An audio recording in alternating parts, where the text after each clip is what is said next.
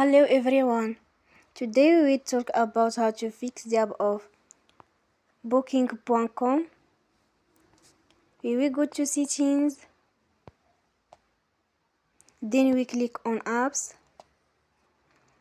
After that we will search the app Booking.com and we click. Then we will on for stop. After that we will go to storage. Then we click on clear cache. In the end, you will turn off your Wi-Fi and you will turn again.